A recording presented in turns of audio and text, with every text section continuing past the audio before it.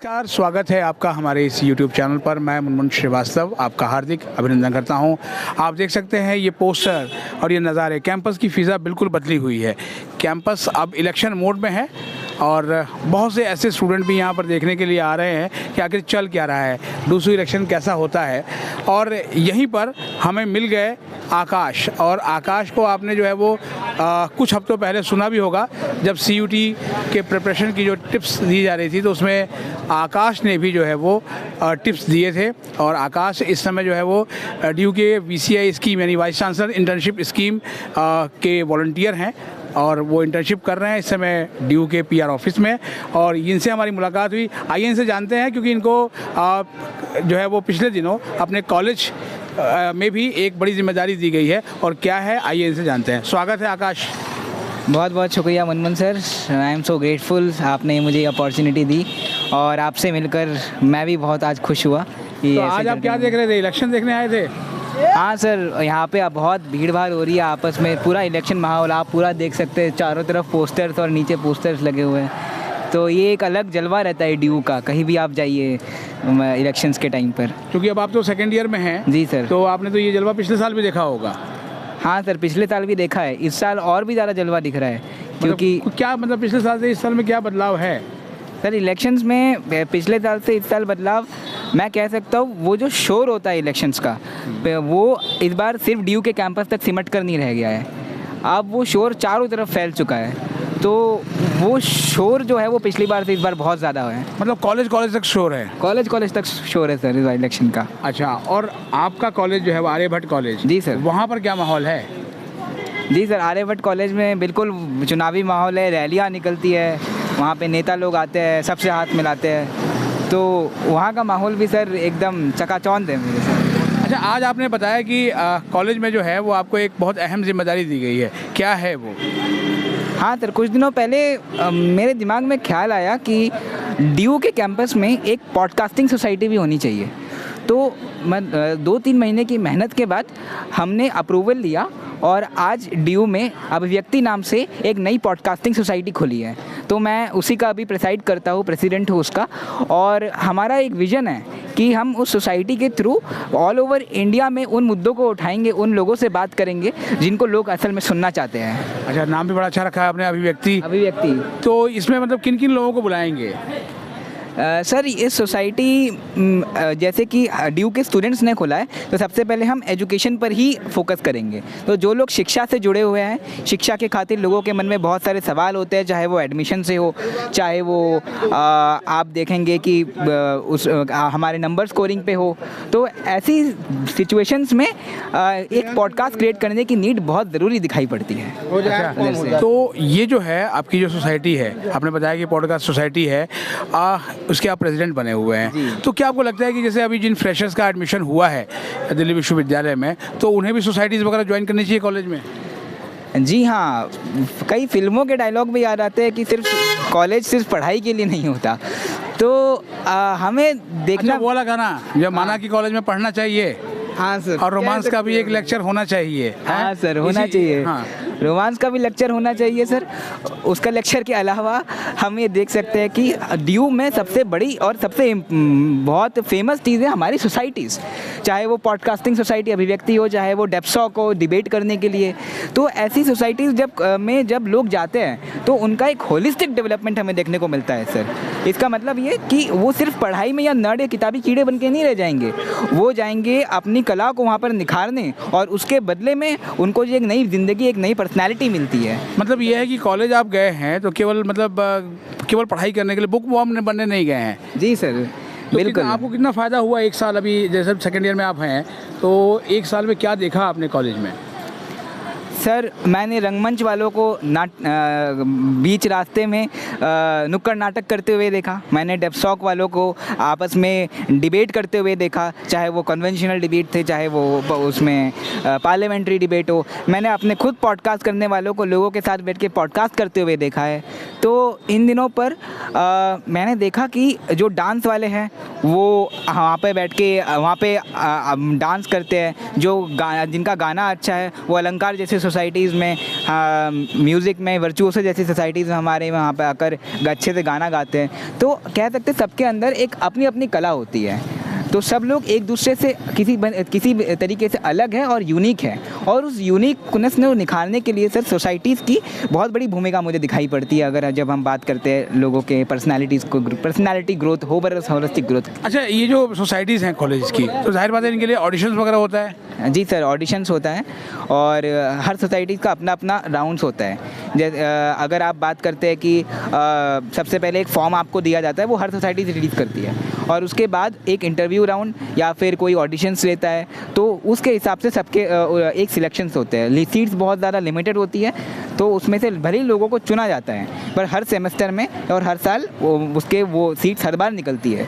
तो अच्छा, ये जो सोसाइटीज़ हैं, जैसे मान लिया कि आपने जैसे बहुत सारी सोसाइटीज़ का नाम लिया, हाँ। तो एक स्टूडेंट कई सोसाइटीज़ का मेंबर हो सकता है? हाँ सर, ऐसी कोई रिस्ट्रिक्शंस तो नहीं है कि एक स्टूडेंट हर सोसाइटीज़ का मेंबर होता है। अगर आप अभिव्यक्ति के मेंबर हो तो आप किसी डेप्स्टॉक में भी मेंबर हो सकते हैं, आपके पास ज़रूरी है नहीं है कि एक ही कला हो।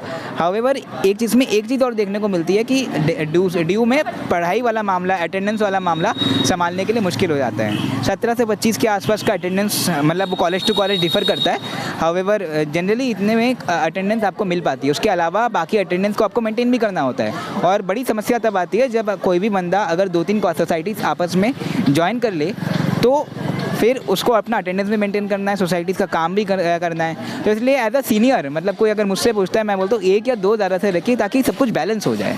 अच्छा, आप VCI इंटर्न का पार्ट भी हैं, तो आप यहाँ भी समय देते हैं, कॉलेज में क्लासेस भी अटेंड कर रहे हैं, तो मतलब कैसे बताएं, कैसे मैनेज करेंगे बच्चे?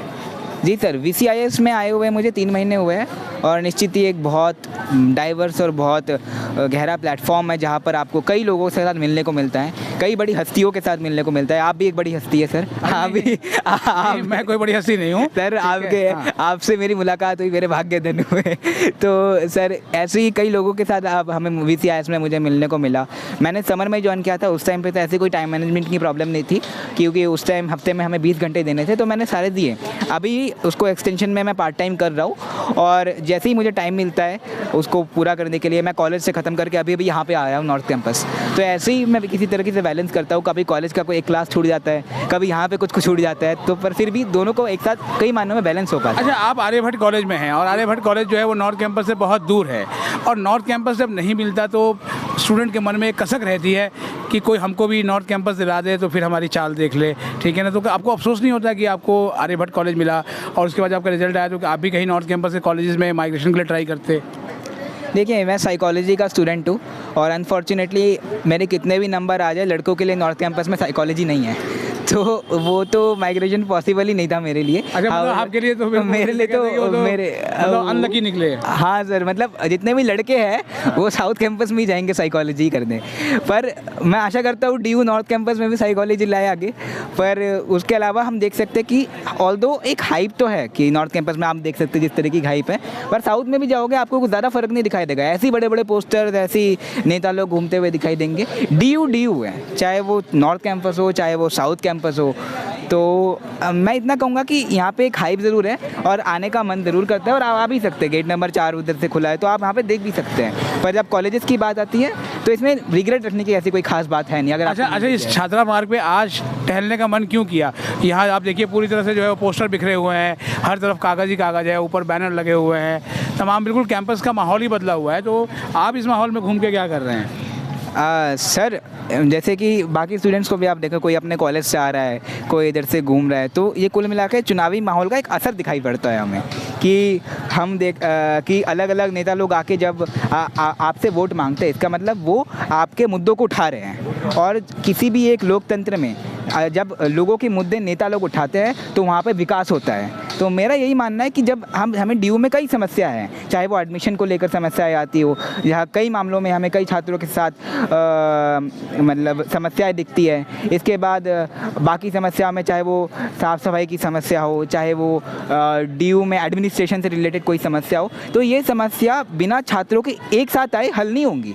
तो इसी वजह से चुनाव में हमें देखने को मिलता है कि जब छात्र एक साथ आते हैं छात्र संघ में और इन समस्याओं इन मुद्दों को आपस में उठाते हैं, चाहे वो एसी का समस्या हो लगा हुआ कि हर कॉलेज में हमें एसी नहीं देखने को मिलता, तो इन सब समस्याओं को जब साथ में उभर कर आते हैं तभी प्रशासन उसमें सख्त होता है। और ये चीज़ हमें यहाँ पर चाहे वो नॉर्थ कैंपस में हो चाहे साउथ कैंपस में साफ दिखाई पड़ रही है सर। यानी कि आपको लगता है कि जो डूसू है वो छात्रों के लिए काम करता है, उनके मुद्दे उठाता है? हाँ सर, डूसू एक मैं कहूँगा बहुत बड़े लेवल की संस्था है, क्योंकि जिसका चुनाव के लिए इलेक्शन कमीशन तक अपने हाथ डालता है, जिसके चुनाव में इतने सारे हम वोट्स आपस में पड़ते हैं और कई जगह तो दंगे भी देखने को मिल जाते हैं। सबसे खर्चीला चुनाव भी है। खर्चीला चुनाव है सर। मुझे लगता है कि जो एमएलए और एमपी या काउंसिलर के इलेक्शन में भी इतना प्रचार नहीं होता होगा जितना कि दिल्ली विश्वविद्यालय छात्र संघ के लिए होता है। काउंसिल में आपको कहीं एक आध पोस्टर दिखने को मिलेगा, ये पड़े हुए पेपर्स यहाँ पे नहीं दिखेंगे आपको। तो यहाँ पे हाँ, आप बिल्कुल सही कह रहे हैं, मैं आपकी बात से बिल्कुल सहमत हूँ। छात्र संघ का जो चुनाव है वो निश्चित रूप से एक बहुत बड़े लेवल का चुनाव है और यहाँ पे निश्चित रूप से एक लोगों के मुद्दे और छात्रों के मुद्दे उठाए जाते हैं। आपने देखा होगा कि किसी भी छात्र संगठन की शक्ति अपार होती है। बांग्लादेश में सरकार गिरी, छात्र संघ से एक प्रोटेस्ट उठा था। तो जब सरकार हिला देने वाली भी की क्षमता भी कोई भी छात्र संघ रखता है और यहाँ पर छात्र संघ इतने बड़े बड़े पॉलिटिकल पार्टीज आकर अगर आपस में लड़ते हैं तो निश्चित रूप से मेरे हिसाब से एक बहुत बड़ी उत्सव है जो हर साल हम मनाते हैं।